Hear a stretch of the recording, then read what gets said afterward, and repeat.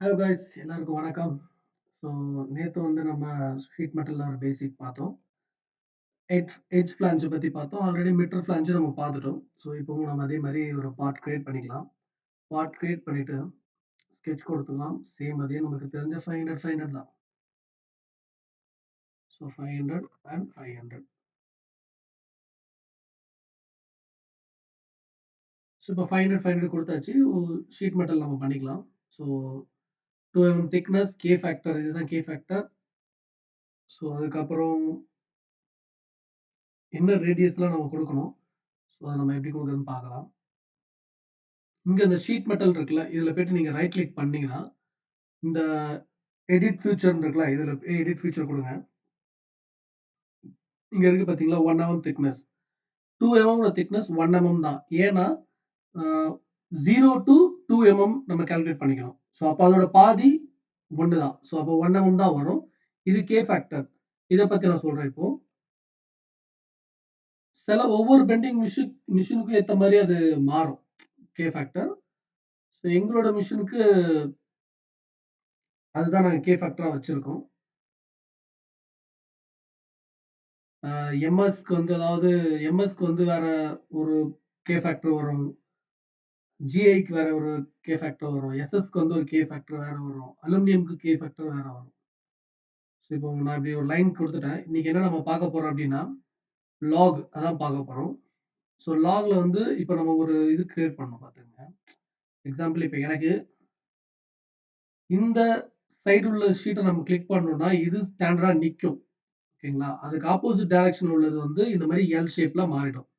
So இப்போ நம்ம வந்து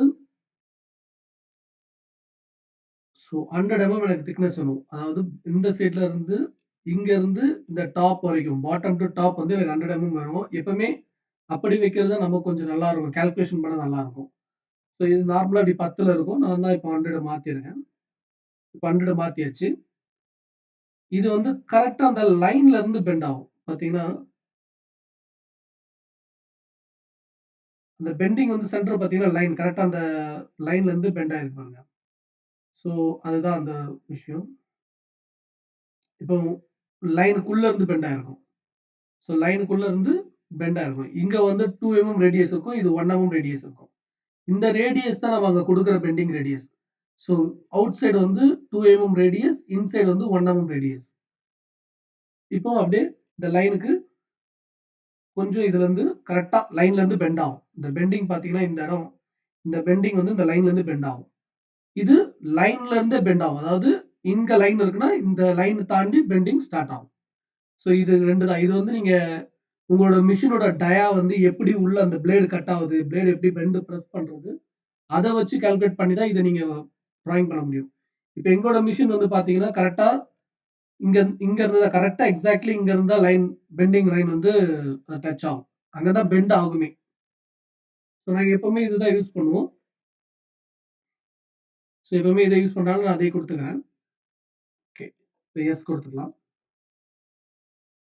இப்போ நம்ம மெஷர்மெண்ட் டூல் எடுத்துக்கலாம். டூல் எடுத்துட்டு இதை பாத்தீங்கன்னா 3 mm காட்டுது. இதை பாத்தீங்கன்னா 1 mm காட்டுது. ஸோ பெண்டிங் எக்ஸ்டெண்ட் ஆயிருக்கு 3 mmக்கு.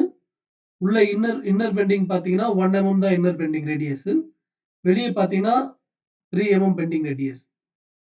அவ்வளோ மெட்டல் வந்து ஸ்ட்ரெஸ் ஆயிருக்கு. ஸோ இப்போ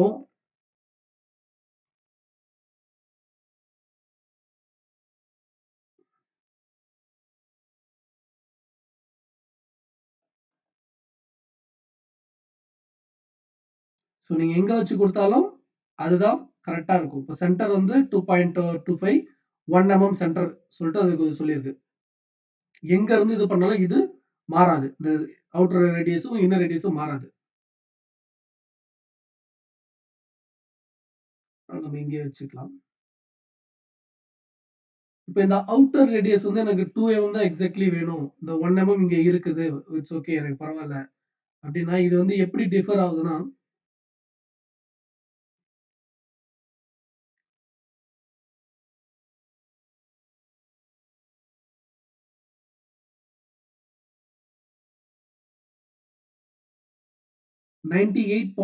25 அதாவது இந்த சைடு 1 இந்த சைடு 1 டிடெக்ட் பண்ணிட்டு 98 ஆகுது 2.25 அதாவது இது வந்து டிடெக்ஷன். டோட்டலி 1.75 வந்து டிடெக்ட் ஆகுது. ஓகே. இப்போ வந்து அந்த கே ஃபேக்டரோட வேல்யூவை நம்ம சேஞ்ச் பண்ண போறோம். இந்த கே ஃபேக்டரோட வேல்யூ நம்ம சேஞ்ச் பண்ணும்போது இங்க வந்து 7 கொடுங்க. 7 கொடுத்தீங்கன்னா இப்போ போய் பார்த்தீங்கன்னா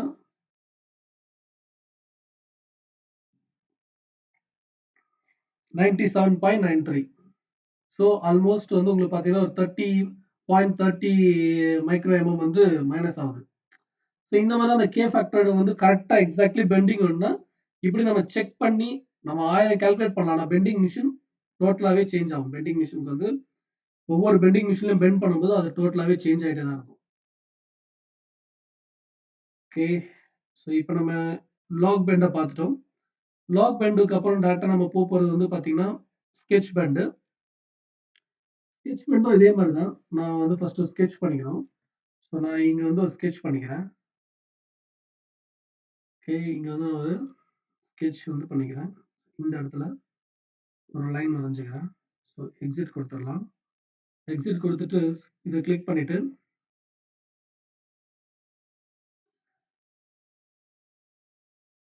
பார்த்தீங்கன்னா நான் இந்த ஃபேஸ் கிளிக் பண்ணோன்னே இது ஆட்டோமேட்டிக்கா பெண்ட் ஆயிடுச்சு. ஸோ நமக்கு வந்து இந்த ஃபேஸ் நம்ம கிளிக் பண்ண வேண்டாம்.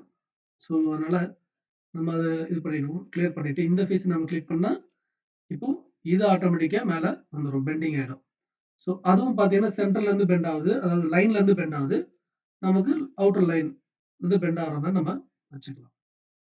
கரெக்ட்டா அந்த எக்ஸாக்ட்டா அந்த லைன்ல இருந்து நமக்கு பெண்ட் ஆகுற மாதிரி சென்டர்ல இருந்து பெண்ட் ஆகுற மாதிரி லைன் சென்டர் பெண்டிங்கோட சென்டர்ல இருந்து. ஓகேங்களா? இதுல இருந்து பார்த்தீங்கன்னா இந்த சைடு 1 இந்த சைடு 1 ஸ்ட்ரெச் ஆகி தான் பெண்ட் ஆகும். ஸோ இத ஓகே குடுத்துக்கலாம். ஓகே. இப்ப ஸ்கெட்ச் பெண்டும் பார்த்துட்டீங்க. இதுவும் பார்த்தாச்சு. ஓகே. ஸோ இப்ப கார்னர் பெண்ட் நம்ம பார்க்கலாம். கார்னர் எப்படின்னு சொல்லிட்டு பிரேக்கு. இது வந்து கார்னர் பிரேக். ஸோ இந்த கார்னர்ல நமக்கு வந்து அதாவது ஃபில்லெட் மாரி ஃபில்லெட் சேம்பர் நம்ம சொல்றோம்ல. அதுதான் இங்க வந்து கார்னர் பிரேக்ன்னு அந்த மாரி இருக்கும். ஸோ இப்ப சேம்பர் 5 சேம்பரா இருக்கு. இப்ப பார்த்தீங்கன்னா நான் கிளிக் பண்ணி காட்டுறேன். ஸோ இங்க 5 சேம்பரா இருக்கு. பட் மோஸ்ட்லி எல்லா இடத்துலயும் சேம்பர் குடுக்க மாட்டாங்க. ஏன்னா ஷீட் வந்து கைய கிழிச்சிரும். அதனால ரேடியஸ் தான் குடுப்பாங்க. ஸோ ரேடியஸ் வந்து எப்படி இருக்கும்? ஓகே. ஸோ அதுக்கப்புறம் கார்னர் நம்ம பார்த்தாச்சு. ஃபார்மிங் டூல் இந்த 3ம் நம்ம நெக்ஸ்ட் வீடியோல பார்க்கலாம். ஸோ அதுக்கு முன்னாடி அந்த வென்ட்ட நம்ம கிளிக் பண்ணிக்கலாம். வென்ட்ட நம்ம கிளிக் பண்ணதுக்கு முன்னாடி இங்க ஒரு ஸ்கெட்ச் பண்ணிக்கலாம்.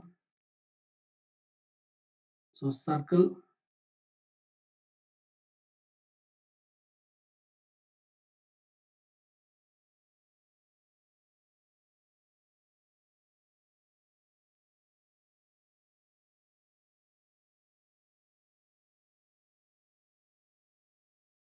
இங்க ஒரு சர்க்கிள் 200 நான் குடுத்துக்கிறேன். ஸோ 200 குடுத்ததுக்கு அப்புறம் இதோட ஆஃப்செட் வந்து 10 சாரி 20 குடுத்துப்போம். 20 ஆஃப்செட், ரிவர்ஸ் டைரக்ஷன். அகைன் மறுபடியும் offset, reverse direction.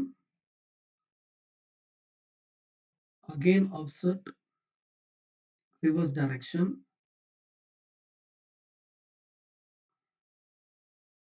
Again offset, reverse direction. Okay. Again offset, reverse direction. ஆகாது. கொடுத்துக்கலாம். ஓகே. ஸோ இப்போ வந்து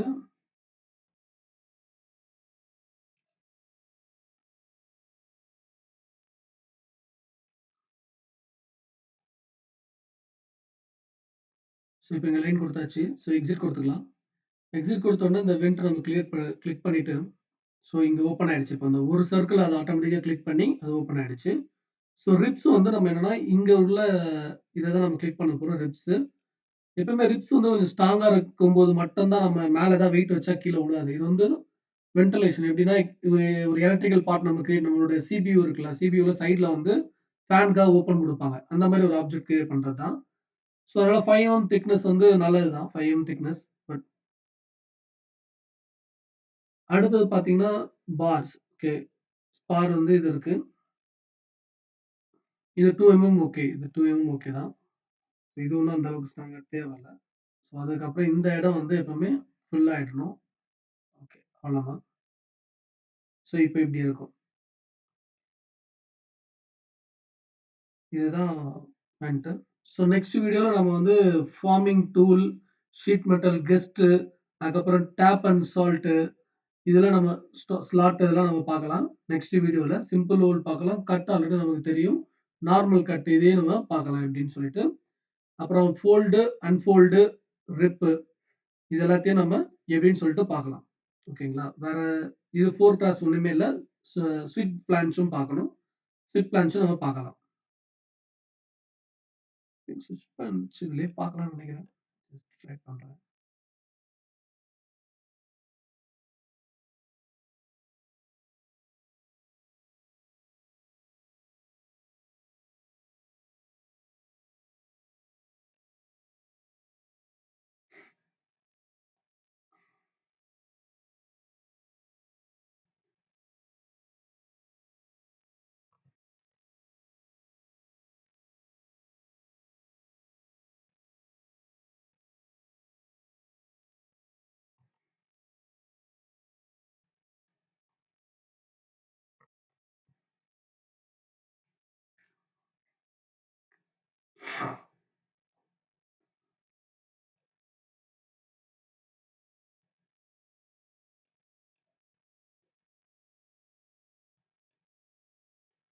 ஸோ ஆல்ரெடி இந்த ஸ்கெட்ச் செலக்ட் ஆயிடுச்சு. நம்ம இந்த எட்ஜை நம்ம கிளிக் பண்ணியிருக்கோம்.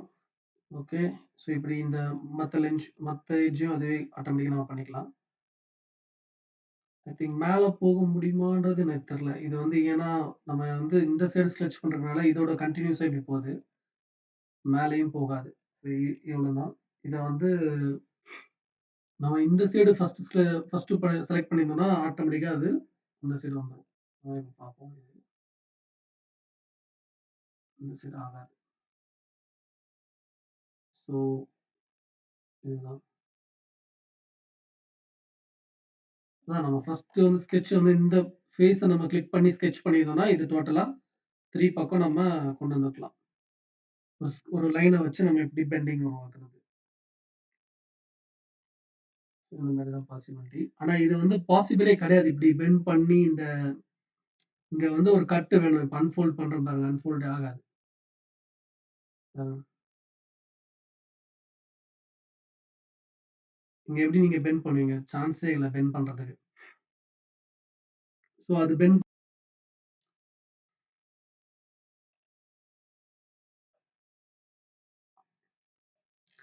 ஸோ அது பாசிபிலிட்டீஸ் கிடையாது இந்த பெண்ட்.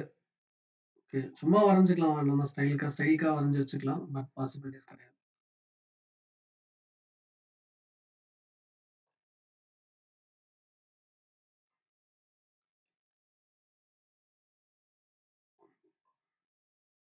ஸோ அவ்வளவுதான் கைஸ்.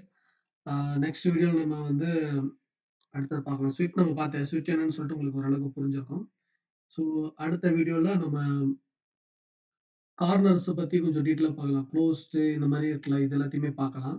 அதுக்கப்புறம் ஃபார்மிங் டூலு, அதுக்கப்புறம் sheet metal, tab slot, slot, அதுக்கப்புறம் cut extruder, extruded cut, simple hole, அதுக்கப்புறம் இது பார்த்தாச்சு. Normal cut, unfold, folded, uh flat pattern already உங்களுக்கு தெரியும். ரிப் இதெல்லாம் என்னன்னு சொல்லிட்டு நம்ம நெக்ஸ்ட் வீடியோல ஒண்ணொண்ணா பார்க்கலாம். ஓகே.